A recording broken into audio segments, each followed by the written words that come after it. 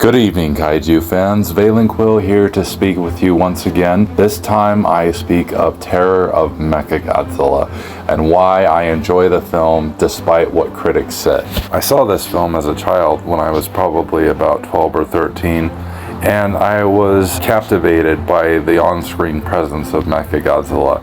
And I felt as a sequel to the original Godzilla vs. Mechagodzilla in 1974, it delivered an epic message and an awful but heart-wrenching love story. When I say awful, I mean an awful aftermath, because Katsura and Ichinose did not receive a happy ending. This was one of the first Godzilla films to be written by a woman, Yukio Takayama, and an introduction to a new kaiju, Titanosaurus. Due to its box office numbers, it was put on hiatus for 10 years, and until then we received nothing during that time frame. And the next Godzilla film would be The Return of Godzilla in 1984.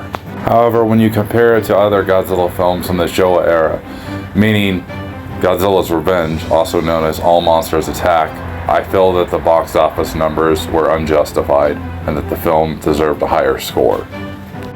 The writing is phenomenal, the special effects are phenomenal, and the acting is amazing. And I always loved Katsura's story, and as I said in the very beginning, it was always heartbreaking and awful to see what happened to her at the very end of the film. And Ichinose wanting to protect her and save her, but it was too late. It was a good film, and I honestly think it's one of the best in the Godzilla series, and I feel it's underrated.